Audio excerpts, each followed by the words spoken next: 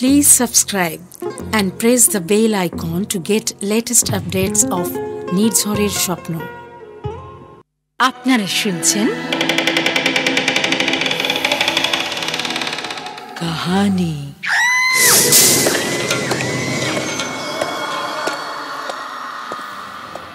নির্ঝরের স্বপ্ন নিবেদিত আমাদের গল্প নৃমণ্ড শিকারী ও ইন্দ্রনাথ রুদ্র। রচনা অদৃশ বর্ধন।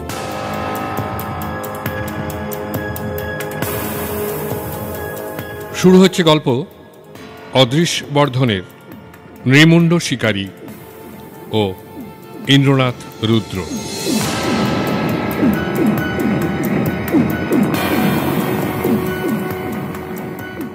তুমুল বৃষ্টি নেমেছিল সে রাতে। রাঁচি শহরের বৃষ্টি। শহরের চারিদিকে ধুধু প্রান্তরের ওপর দিয়ে হুহুঙ্কারের রবে ধেয়ে আসছিল দামাল বাতাস,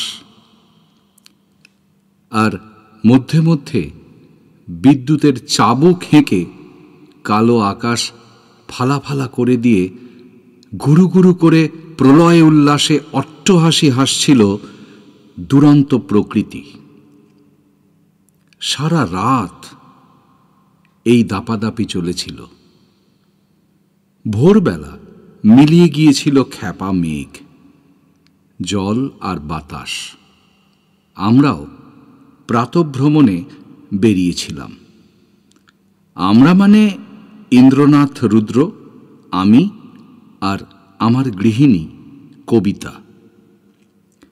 নিশ্চিন্ত বিশ্রাম সুখ উপভোগ করার জন্য রাঁচিতে এসেছিলাম আমরা তিনজন। বেরিয়েছিলাম পুজোর হট্টগোল শুরু হওয়ার আগেই, মহাপঞ্চমীর রাত্রে। ষষ্ঠীর দিন আর বেরোতে পারিনি। সারা দিনটা ট্রেন জার্নির ধকল কাটাতে স্রেফ বিছানায় গড়িয়েছিলাম আর আলসেমি করেছি। রাত্রে নেমেছে তুমুল বৃষ্টি। পরের দিন ভোরবেলা বেরিয়েছিলাম বেড়াতে। সেদিন ছিল মহাসপ্তমী, আর সেই দিনই দেখলাম সেই বীভৎস দৃশ্য। জানলাম সেই ভয়াবহ কাহিনী, শুনলাম সেই ভয়ঙ্কর রহস্য যা দিনের পর দিন, রাতের পর রাত শিহরিত করেছে রাঁচিবাসীদের। আশপাশের গ্রাম গ্রামান্তরের আদিবাসীদের আতঙ্কিত করেছে, নিশার নিদ্রা কেড়ে নিয়েছে। সন্ধ্যা না নামতেই নিঝুম নিস্তব্ধ জনবিরল হয়ে এসেছে পথ ঘাট মাঠ প্রান্তর গ্রাম শহর। তবুও বিভীষিকার শেষ হয়নি। রহস্য উত্তরোত্তর বৃদ্ধি পেয়েছে। অশিক্ষিত গ্রামবাসীরা সারা রাত দরজায় হুড়কো এঁটে প্রদীপ নিভিয়ে ভগবানকে ডেকেছে। পুলিশ হন্যে হয়ে ঘুরেছে। কাগজে কাগজে অনেক লেখালেখি হয়েছে, কিন্তু তবুও মেটেনি শিশু মুন্ড সঞ্চয়ের লালসা। বন্ধ হয়নি শিশু হত্যা। রাতের পর রাত, মাসের পর মাস চলেছে এই একই বীভৎস ব্যাপার। অথচ এই কাণ্ডের আমরা কিছুই জানতাম না। ফুরফুরে হাওয়ায় হালকা মনে বেড়াতে বেরিয়েছিলাম ভোর হতেই। কবিতা পরেছে একটা বেগুনি রঙের ছাপা শাড়ি, কানে পাতলা রিং, গজদন্তের মতো শুভ্র নিটোল মুখে চন্দন পাউডারের মোলায়েম প্রলেপ। রূপকথার কেশবতী রাজকন্যার মতো সুন্দর কুঞ্চিত চুলের গোছা যা হোক করে পিছনে টেনে একটা খোঁপা বাঁধা। রূপসজ্জায় ইদানিং আর তেমন একটা নিষ্ঠা নেই কবিতার, নেই ইন্দ্রনাথের বাক্যবাণের জ্বালাই। কিন্তু নিজের গিন্নি বলে বলছি না, সুন্দরী মেয়েদের প্রসাধনের প্রয়োজন হয় না, পরিচ্ছন্নতাই তাদের শ্রেষ্ঠ প্রসাধন, যেমন হয়েছে কবিতার ক্ষেত্রে। ভোরের তাজা হাওয়ায় স্থলপদ্মের মতো সুন্দর স্বচ্ছ সেই মুখখানি দেখে প্রাক বিবাহের উন্মাদনা যেন আবার জোয়ারের মতো ঠেলে উঠল বুকের মধ্যে। তাই গদগদ কণ্ঠে বলেছিলাম, বুঝলে কবি, বউ মাত্রই ম্যাজিশিয়ান, তারা যে কোনো বরকে মানুষ করে তুলতে পারে। বলি, ব্যাপারটা কি? আমি তো জানতাম বয়ঃসন্ধিকালে এই ছেলেদের গলার স্বর পাল্টায়, তা এই বয়সে স্বরটা হঠাৎ ওরকম দইয়ের মতো থকথকে হয়ে যাওয়ার মানে? আহো, ভোর না হতেই শুরু হইয়াছে দাম্পত্য কলহ। ইয়ার কি হচ্ছে? এই বুড়োই তো রয়ে গেলে, নইলে দেখা যেত। হে বৌদি, বিবাহ সত্যি করি নাই এখনো, এবং করি নাই বলিয়াই এখনো আমি জীবিত। তার মানে? কেন, শিবরাম চক্রবর্তী বলিয়াছেন, বিচক্ষণদের বিবেচনায় তাবৎ মেয়ে পুরুষকে দুই শ্রেণীতে ভাগ করা যায়, জীবিত এবং বিবাহিত। তুমি একটা প্রচন্ড ডেপো। কথা বলতে বলতে আমরা এসে পড়েছিলাম রেলিং ঘেরা একটা বৃহৎ জলাশয়ের সামনে। পরে শুনেছিলাম সেটা নাকি রাঁচি টাউনের লেক। ঢাকুরিয়া লেকের মতোই আভিজাত্য আছে এই লেকটারও। কিন্তু ইদানিং নাকি রাঁচির এই লেকে সন্ধে হলেই আর কেউ আসে না, আসে না মহা আতঙ্কে। এক সময় যেখানে রতি আর মদনের ছিল একচেটিয়া আধিপত্য, আজ সেখানে বিরাজ করছে বিভীষিকার রাজ্য। অথচ সেদিন ভোরবেলা আমরা যখন এলাম সরোবরের তীরে, এসবের বিন্দু বিসর্গ তখনও আমরা জানি না। এসেছিলাম নিরীহ স্ফূর্তি উজ্জ্বল মনে, দু চোখে যা দেখছি তাই যেন ভালো লাগছিল তখন। নিঃশ্বাসের সাথে ফুসফুসে যা গ্রহণ করছি তাই একটা তেজালো জীবনদায়িনী মনে হচ্ছিল। আর কর্ণকুহরে যুবতী বধূর যে কচকচানি প্রবেশ করছে তাও যেন অমৃত মনে হচ্ছে। রসভঙ্গ ঘটল ঠিক এই সময়ে। শুধু রসভঙ্গ ঘটল বললে অল্প বলা হয়, ছন্দপতন ঘটল, অঘটন ঘটল। মিষ্টি সুর বাজতে বাজতে যেন অকস্মাৎ বেহালার তার ছিঁড়ে গেল। হে কি! চমকিত হৃদয়ে সশব্দে নিঃশ্বাস টেনে আমরা তিনজনই আচমকা দাঁড়িয়ে গেলাম। রুদ্ধশ্বাসে তাকিয়ে রইলাম ঘাটের উপর রক্তগঙ্গার দিকে। উফ, সে কি বিভৎস দৃশ্য! রক্ত, রক্ত আর রক্ত, থই থই করছে, জলের ধারার মতন বয়ে যাচ্ছে রক্ত। বৃষ্টির জলে ভিজে আরো ছড়িয়ে পড়ছে সেই লাল রঙের ধারা। আর সেই রক্ত জমানো রক্তাক্ত দৃশ্যের ঠিক কেন্দ্রে পড়ে আছে একটা ভয়াবহ বস্তু, একটা মুন্ডহীন শিশুর দেহ, কবন্ধ দেহ। লাশটি যে শিশুর তাতে কোনো সন্দেহ নেই, প্রায় উলঙ্গ দেহ, কোমরে রক্তমাখা একটা ইজের, ঊর্ধ্বাঙ্গ অনাবৃত, আর গলাটি সম্পূর্ণ দ্বিখণ্ডিত। ধারে কাছে কাটা মুন্ডুর কোনো চিহ্ন পেলাম না, দেখবার মেজাজও ছিল না। কেননা কল্পনাতীত ভয়াবহ এই দৃশ্য দেখে কিরকম যেন হয়ে গিয়েছিল কবিতা, ফ্যাকাশে হয়ে গেছিল, তার সমস্ত মুখ আতঙ্কে নিবিড় হয়ে উঠেছিল। দুই চোখ, মনে হলো যেন এক্ষুনি অজ্ঞান হয়ে পড়ে যাবে কবিতা। জানি খুন জখমের কাহিনী তার প্রিয় বস্তু, কিন্তু খুন জখমকে চোখে দেখার ধাত তার নেই, অনেকেরই থাকে না। ইন্দ্রনাথও বুঝেছিল কবিতার অবস্থা কিরকম, তাই বিমূঢ় ভাবটা কাটিয়ে উঠে তৎক্ষণাৎ কবিতাকে পিছনে ফিরিয়ে দিল ও। বৌদি চলো। রামদাস আগরওয়ালা স্থানীয় থানায় ভারপ্রাপ্ত অফিসার। হৃষ্টপুষ্ট মানুষটি, পরিপুষ্ট গোঁফ এবং মাথা জোড়া টাক, পরনে সদাই খাকি হাফ প্যান্ট এবং হাফ শার্ট। অভ্যাসের মধ্যে কথায় কথায় গোঁফে তা দেওয়া। তার কামরায় বসেই শুনলাম সমস্ত ঘটনাটা। শুনতে শুনতেই কতবার যে রোমাঞ্চিত হলাম আমি, তার ইয়ত্তা নেই।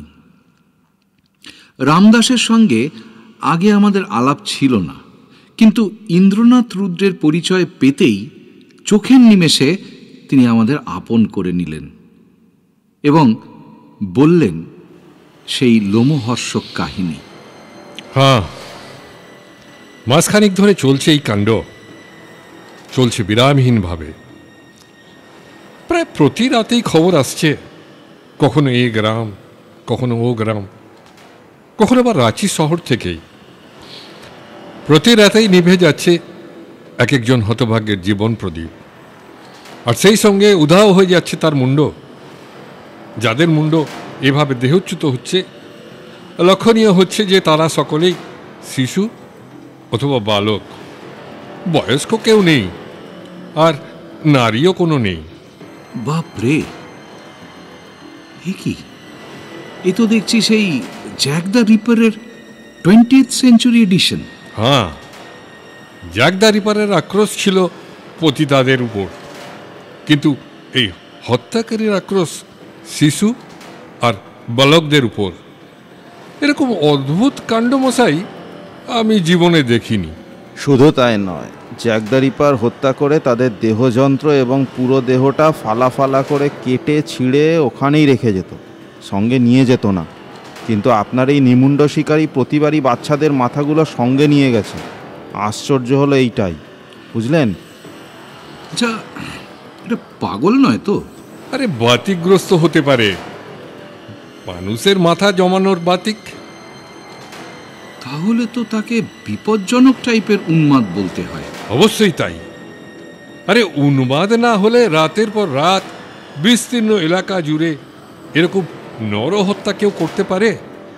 নিরীহ ছেলেগুলো, এদের উপর কারোরই কোনো আক্রোশ থাকতে পারে না।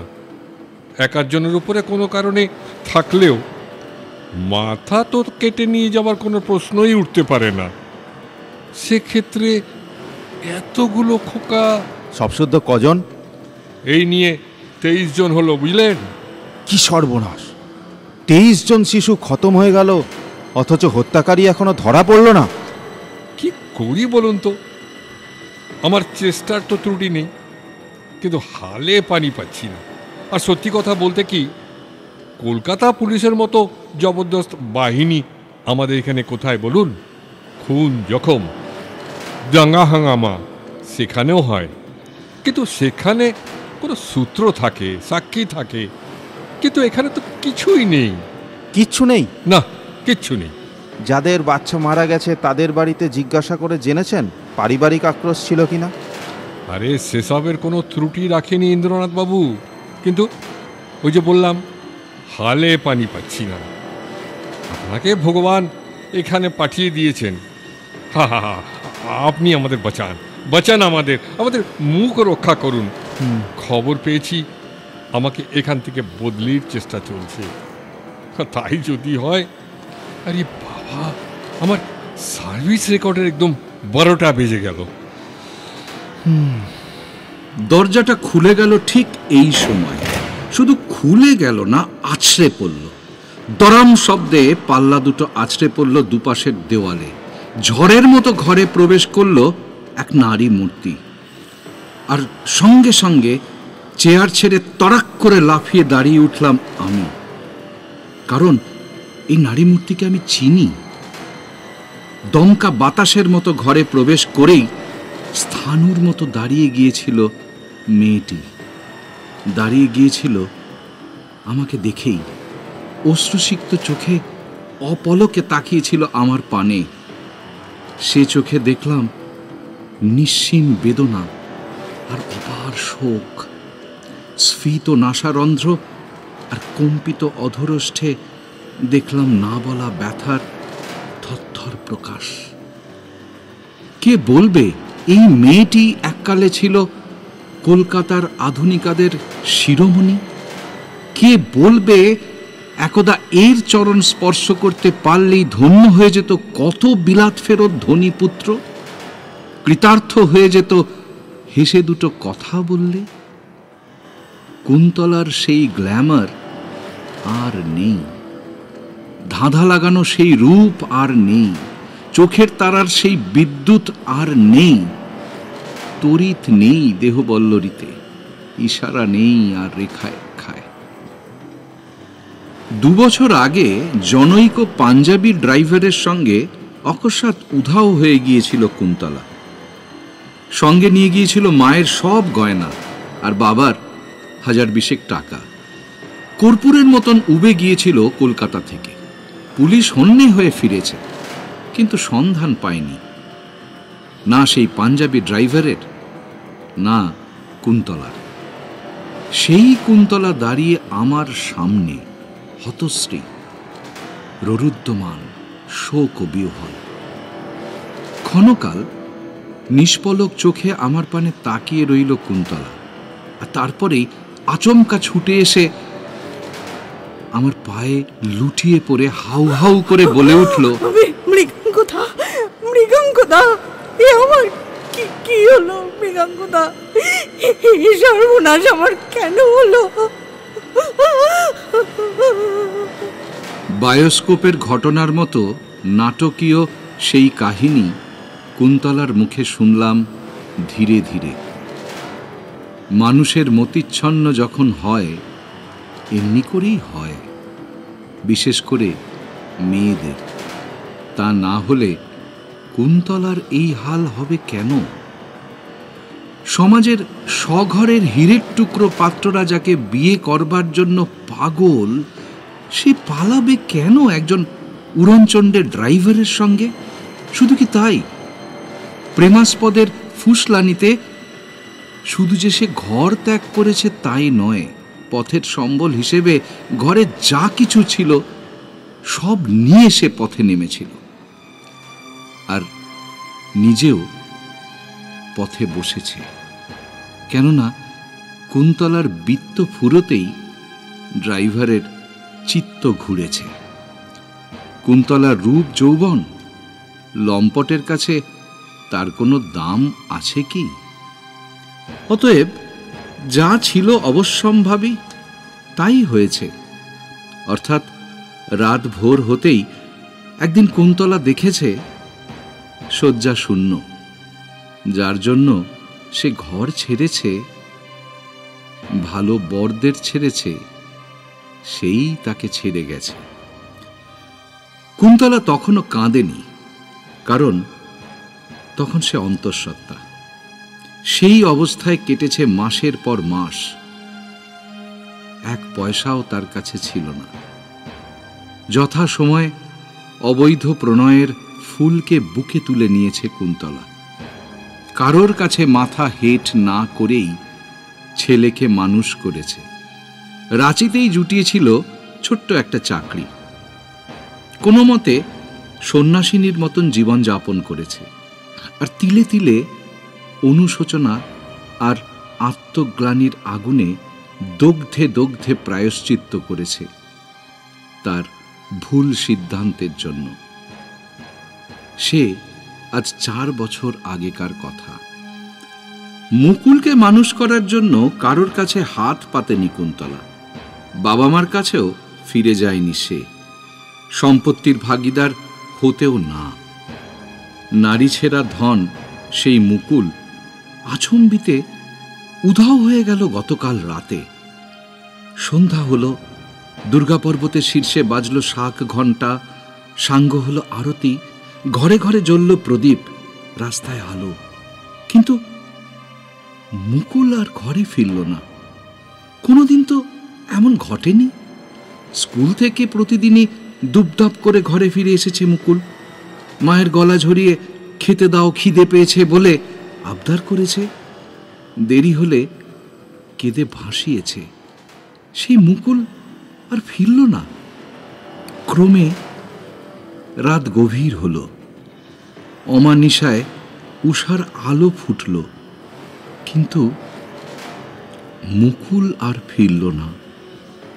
আর তারপরেই জানা গেল সেই ভয়ঙ্কর সংবাদ, একটি 4 বছরের খোকার গলা কাটা কবন্ধ পাওয়া গেছে লেকের পাড়ে। পাগলিনীর মতন ছুটেছে কুন্তলা। মুন্ড ছিল না, কিন্তু তাতে কি হয়েছে? মা কি ছেলেকে না চিনে থাকতে পারে?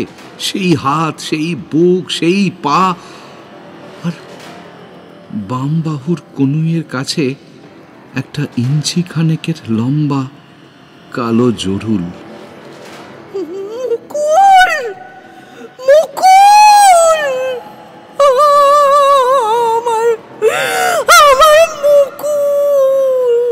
একটা বুক ফাটা কান্নায় পায়ের ওপরে আছাড়ি পিছাড়ি খেতে লাগলো আধুনিকাদের একদা মুকুটমণি কুন্তলা।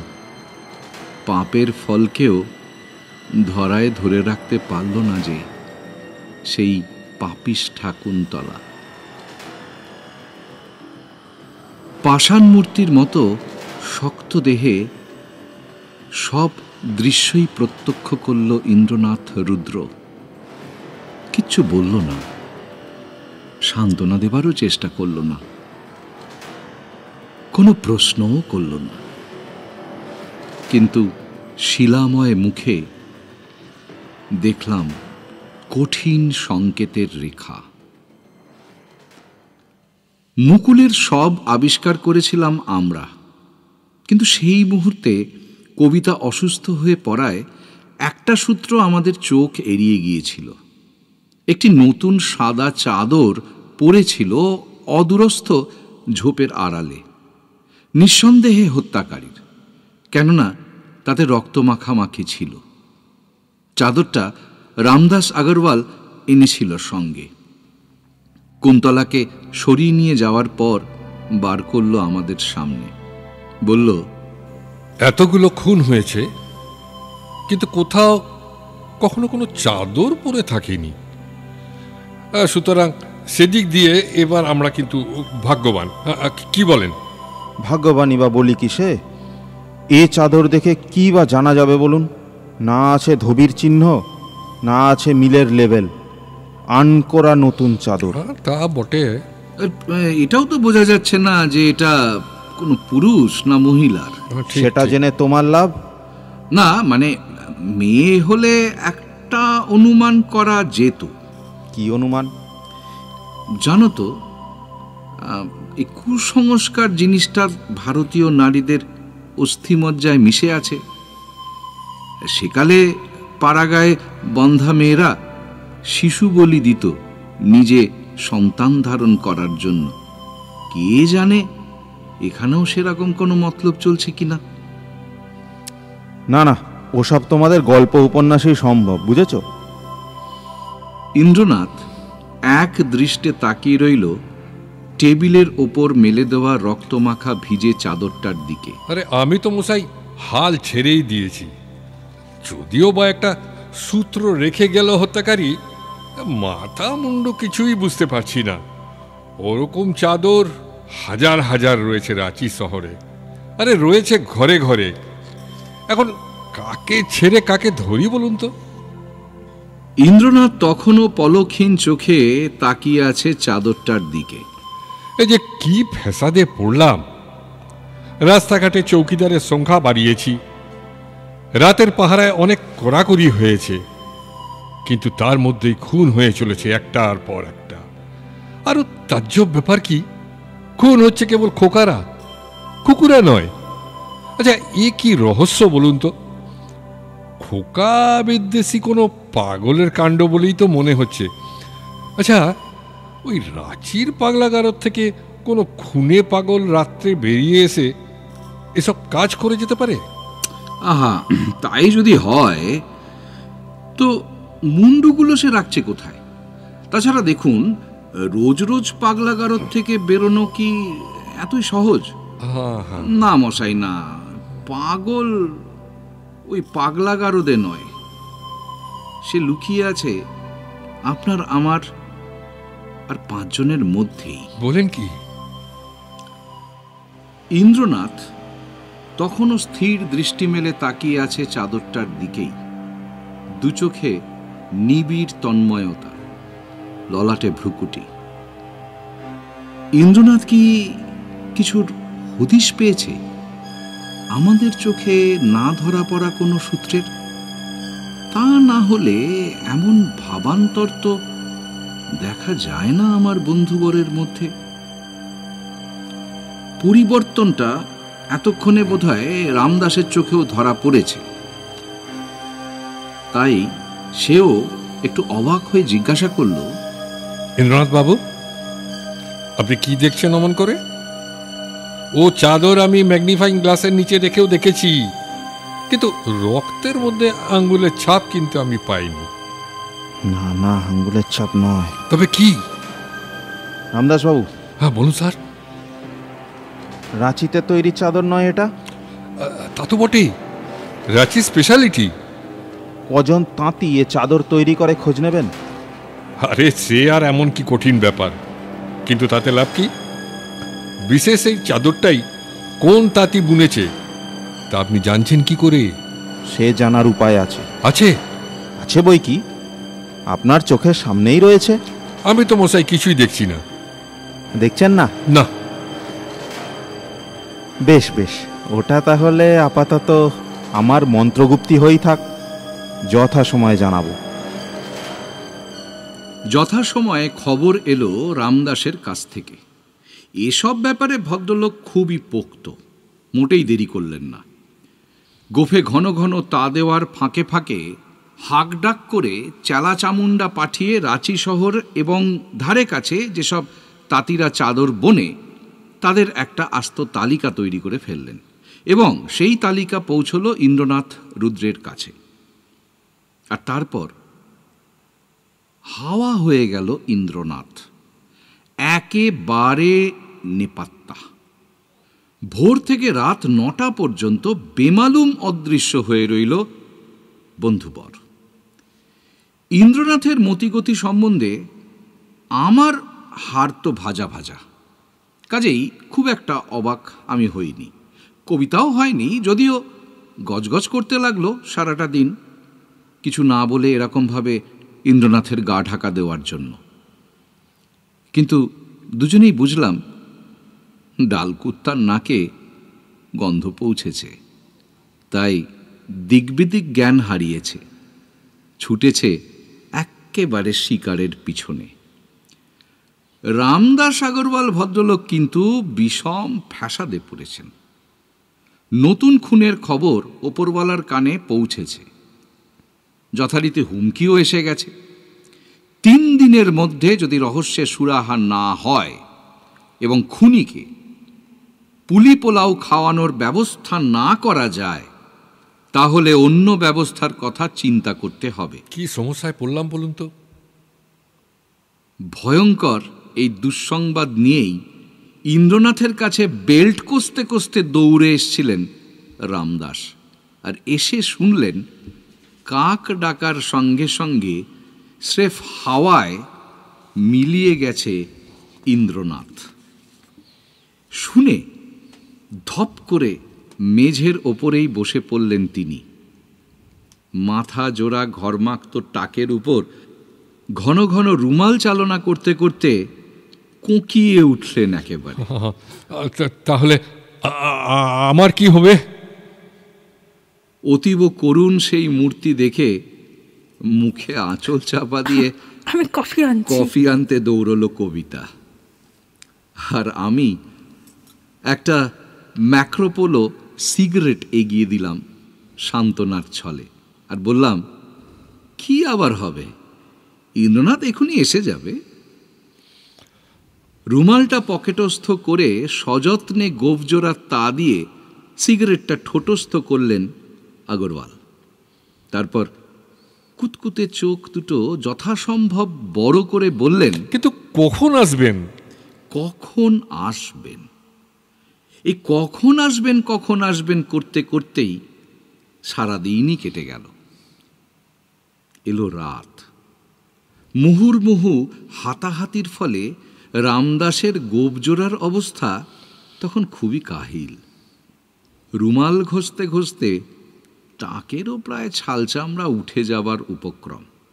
ঠিক এই সময় এক গাল গা জ্বালানো হাসি দিয়ে ঘরে প্রবেশ করল ইন্দ্রনাথ। দেখেই আমার পিত্তিশুদ্ধ জ্বলে উঠল। তেলে বেগুনে চেঁচিয়ে উঠল কবিতা, আর প্রায় কেঁদে ফেলার উপক্রম রামদাসের। দাদা দাদা, আমি তো আবার ডুবলুম। ডুববেন না। কেন? ম্যাক্রোপোলোর প্যাকেটটা চোখে পড়তেই ইন্দ্রনাথ সেদিকে হাত বাড়ায়। প্যাকেটটা চট করে সরিয়ে নিয়ে বললাম, যা তোমার নেশা তাই গেল, মানে ওই কাঁচি ধরাও। তার আগে বলো তো, গেছিলে কোন চুলোয় তুমি? আততায়ীর সন্ধানে। ওসব বোমকেশের মতন কথা বলো না তো, ওসব উপন্যাসেই মানায়। সারাদিন ছিলে কোথায় তুমি? নৃমুণ্ড শিকারী তো তোমার মুন্ডুটাও কচ করে কেটে নিয়ে যেতে পারতো, কিন্তু এক্ষেত্রে পারেনি, পারবেও না, কারণ কামাক্ষার মাদুলি পকেটেই আছে, বুঝলে? এই বলে এই দেখো। পকেট থেকে কামাক্ষার মাদুলি অর্থাৎ নিকষ কালো রিভলভারটা বার করে দেখালো ইন্দ্রনাথ। কবিতা বলল, এই ডেপমি করো না তো, আততায় টিকি অথবা লেজ কোনোটা দেখতে পেয়েছো কি? মুখটা দেখতে পেয়েছি। কি মুখ? কি বললেন? মুখ দেখেছেন? হ্যাঁ। অসম্ভব। অসম্ভব কেন? আরে আমি এতদিন যার ছায়াটুকু দেখতে পেলাম না, আপনি একদিনই তার মুখ দেখে ফেললেন? তা দেখেছি। অসম্ভব। এই জন্যই মৃগাঙ্ক আমাকে অদ্ভুত কর্মা, অনন্য প্রতিভাধর, জাদুকর এইসব আখ্যা দিয়েছে ওর এই গল্পগুলোয়। কিন্তু বিশ্বাস করুন, আমি অদ্ভুত কর্মা নই, ভেলকিবাজ নই, মায়াবী নই, কুহকীয় নই। আমি আপনাদের মতোই সাধারণ মানুষ। আপনার মতোই আমি চোখ দিয়ে দেখি, যেমন এক্ষেত্রে দেখেছি। কি দেখেছেন? রক্তমাখা চাদরে হত্যাকারীর ঠিকানা। আরে ঠাট্টা করছেন? রাম রাম, আপনার সঙ্গে? ও চাদরটা আমিও দেখেছি, ম্যাগনিফাইং গ্লাস দিয়েও দেখেছি। আর আমি শুধু চোখে দেখেছি। তাহলে আপনার তৃতীয় নয়ন আছে বলুন? মোটেই নেই, আমার এই দুটি নয়ন দিয়েই দেখেছি। অদৃশ্য কালি দিয়ে লেখা ছিল বুঝি? নিশ্চয়ই না। তাহলে? চাদরের বুননের মধ্যে লেখা ছিল। চাদরের বুননের মধ্যে লেখা ছিল? হ্যাঁ, চাদরের বুননের মধ্যেই লেখা ছিল। সে লেখা আপনিও দেখেছেন। আমি দেখেছি, অথচ আমি জানি না। কি করে জানবেন? আপনি তো গোনেননি। গুনিনি? এর মধ্যে আবার গোনার প্রশ্ন আসছে কি করে? এসে গেলে আমি কি করি বলুন? চাদরের টানা আর পোড়েন গুনলেই হত্যাকারীর ঠিকানা পেয়ে যেতেন। টানা আর পোড়েন গুনে হত্যাকারীর ঠিকানা পেয়ে যেতাম? আরে বলছেন কি মশাই, মাথা টাথা খারাপ হয়ে গেল নাকি? আগে না, হয় না। টানা আর পোড়েন কাকে বলে তা জানেন? আরে জানবো না। তাঁতির মাকু চলে আড়াআড়ি ভাবে, সুতোগুলো পরে সমকোণে। একদিকেরটাকে বলে টানা আর অপর দিকেরটাকে বলে পোড়েন। এই তো ফুল মার্কস পেয়ে গেলেন। অথচ এখনো ধরতে পারলেন না আমি ঠিক কি বলতে চাইছি। পাল্টা জবাব দিতে গিয়ে মুখটা হাঁ করে আর বন্ধ করতে পারলেন না রামদাস। মুখোদ্বোধন করা অবস্থাতেই ধীরে ধীরে উজ্জ্বল হয়ে উঠল তার চোখ, আলোকিত হলো মুখ। আমতা আমতা করে বললেন অবশেষে, আপনি আপনি বলতে চাইছেন কটা টানা আর কটা পোড়েন আছে তা গুনলেই জানা যেত কোন তাতে ঠিক কতগুলো টানা আর পোড়েন ব্যবহার করেছে? বাহ, ঠিক ধরেছেন। কিন্তু তারপর তারপর কি? ওই রক্তমাখা চাদরটার মালিক কে তা আপনি তাতুর কাছ থেকে জানছেন কি করে? এতক্ষণে একটা সমস্যার কথা বললেন বটে, কিন্তু এই ধাঁধাটার জট ছাড়াতেই সারাটা দিন বেবাক ঘুরেছি। ঘোরা সার্থক হয়েছে বলুন। তা হয়েছে বই কি। ইন্দ্রনাথবাবু, আপনার কথা আমি অনেক শুনেছি, ভাবতাম আপনি গল্পের নায়ক, বাস্তবে আপনার কোনো অস্তিত্ব নেই। কিন্তু এখন দেখছি আছে, মারাত্মক সেই অস্তিত্ব। আর দয়া করে ওই হেঁয়ালিটুকু ভেঙে আমায় সুস্থ করবেন কি? রামদাসের কণ্ঠে এমন একটা আকুতি, এমন একটা ব্যাকুলতা প্রকাশ পেল যে মুহূর্তের মধ্যে সমস্ত লঘুতা পরিহার করে গম্ভীর হয়ে গেল ইন্দ্রনাথ। একটা কাঁচি ধরিয়ে নিয়ে শোনালো সেই দুঃসাহসিক অভিযানের বৃত্তান্ত। সংক্ষেপেই বলি, ইন্দ্রনাথ সন্ধান পেয়েছিল সেই তাঁতির। টানা আর পোড়েনের সংখ্যা প্রথমে মিলে গিয়েছিল দুজন তাঁতির মাকুর সংখ্যার সাথে, কিন্তু তাতে কিংকর্তব্য বিমূঢ় না হয়ে উপস্থিত বুদ্ধি খাটিয়েছে ইন্দ্রনাথ। সুতো আর তুলো মিলিয়ে দেখেছে, আর তাতেই সুরাহা হয়েছে সমস্যার। পাওয়াও গেছে প্রকৃত তাঁতিকে, যে বুনেছে এই চাদর। রক্তমাখা চাদরটা সঙ্গে নিয়েই বেরিয়েছিল ইন্দ্রনাথ। তাঁতিকে দেখাতেই সে চিনেছে, আর বলেছে এই চাদরটা তৈরি হয়েছে তারই হাতে। বেশি দিন আগে নয়, চাদরের গাঁটরিটা তার ছেলে নিয়ে গেছে মার্কেট রোডে খুচরো বিক্রির দোকানে। সেখানে ধাওয়া করেছে ইন্দ্রনাথ, জেরা করেছে দোকানদারকে, মানে তাঁতির ছেলেকে। বেশি বেগ পেতে হয়নি। চাদরটা দেখেই দোকানদার বলেছে, এ চাদর গাঁটরি থেকে একটাই বিক্রি হয়েছিল দিন 7 আগে। কে কিনেছে? কে আবার কিনবে? রামবাবু, রামবাবু, রাঁচির রামবাবু। অচিরেই পাওয়া গেছে রাঁচির রামবাবুর পরিচয়। রাম সিংহাসন রাম তার পুরো নাম। বাপ পিতামহের বিশাল জমিদারি ছিল। এখনো যা আছে তা গড়িয়ে খেলে 3 পুরুষ স্বচ্ছন্দে চলে যাবে। রাঁচির উপকণ্ঠেই নেতারহাট যাওয়ার পথে তার বিশাল বাগান আর প্রাসাদ চেনে না হেন লোক রাঁচি শহরে নেই। রামবাবুকে চেনে রাঁচির আবাল বৃদ্ধ বনিতা, অমায়িক মিশুকে মানুষ। ধমনীতে নীল রক্ত বইলেও আচারে ব্যবহারে তিনি সাধারণ মানুষ। পান দোক্তা তামাকের নেশা তার নেই, কিন্তু আছে একটি নেশা, বড় প্রচণ্ড সে নেশা, ভগবত নেশা।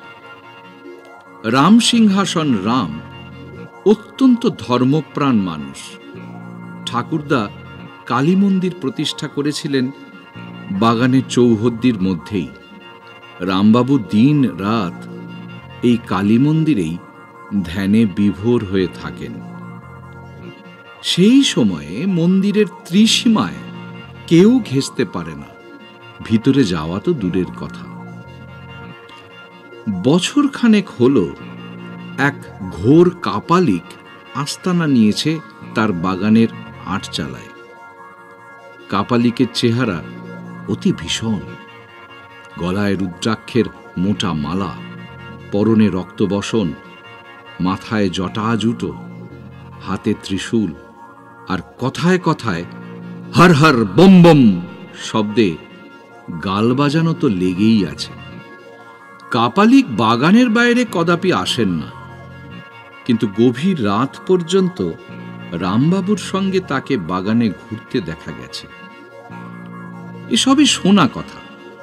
প্রতিবেশীরা শুনেছে বাড়ির চাকর বাকরদের কাছে, আর ইন্দ্রনাথ শুনেছে প্রতিবেশীদের কাছে। তাঁতির ছেলের কাছ থেকে ঠিকানা নিয়ে রামবাবুর বাড়ির দিকেই গিয়েছিল সে।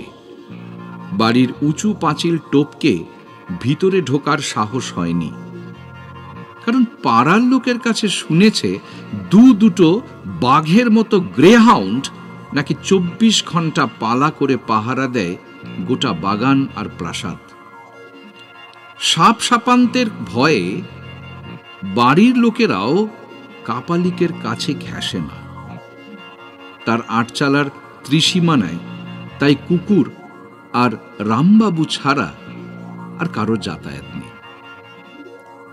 এই পর্যন্ত শুনেই লাফিয়ে উঠলেন রামদাস। দুই চোখ ছানা বড়ার মতন বিস্ফারিত করে শুধু বললেন, আরে বলেন কি, রামবাবু যে দেবতুল্য লোক মশাই, ওরকম ঋষির মতো মানুষ রাঁচি শহরে আর দুজন নেই। তা ঠিক, চেহারায় তিনি ঋষি প্রতিমই বটে, শুধু তার দর্শন লাভের জন্যই তো এতটা সময় গেল আমার। ঘণ্টাখানেক আগে তিনি টমটম চালিয়ে বাড়ি ফিরলেন, একমুখ সাদা দাড়ি, মাথার চুলো ধবধবে সাদা, বয়স কমসে কম 60, কিন্তু চোখে মুখে দৃঢ়তা ও বলিষ্ঠতা, জ্বর আর চিহ্ন মাত্র নেই। কেমন, ঠিক কি না? হ্যাঁ, ঠিক ঠিক। তবে কি জানেন, পৃথিবীর অধিকাংশ ক্রিমিনালের চেহারাই ক্রিমিনালের মতো হয় না, যেমন আমাদের মৃগাঙ্ক। এই ইয়ার কি বেরো না তো।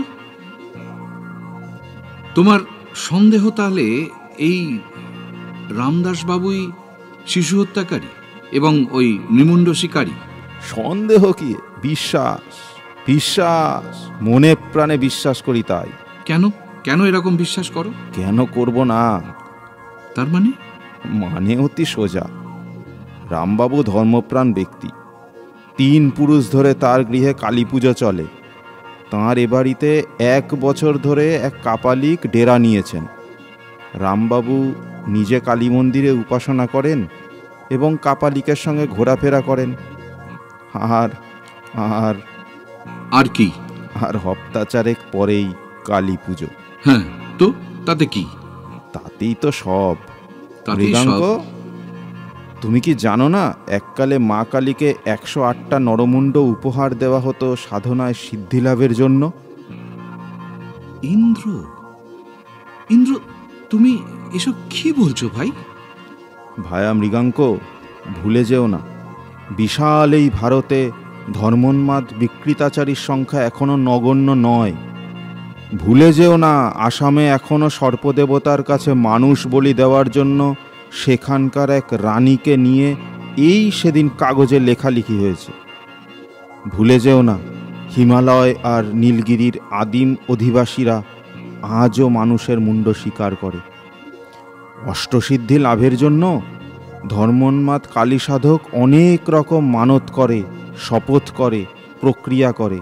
কে জানে, এক্ষেত্রে রামবাবু তার সাধক ভাই কাপালিকের প্ররোচনায় 108টি অথবা একাধিক শিশুমুণ্ডের মালা মায়ের গলায় পরিয়ে অষ্টসিদ্ধাইয়ের স্বপ্নে মশগুল কিনা?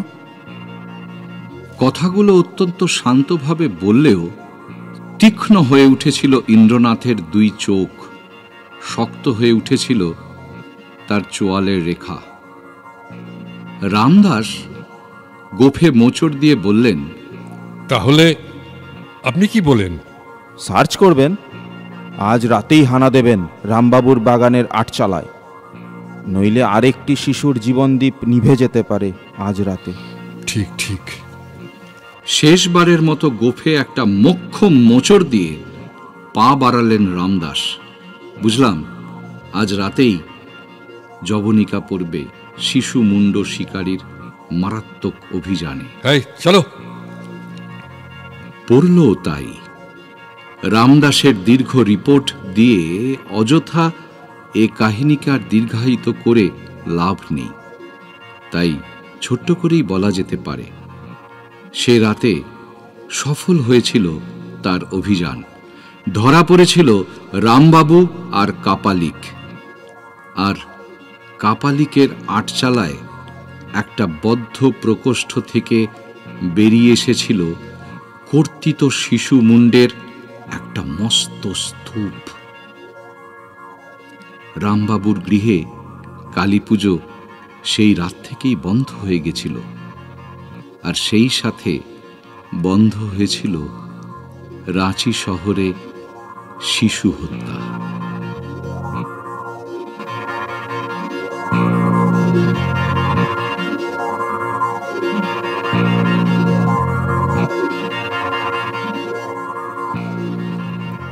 শুনছিলেন গল্প নৃমুণ্ড শিকারী ও ইন্দ্রনাথ রুদ্র, রচনা অদৃশ বর্ধন।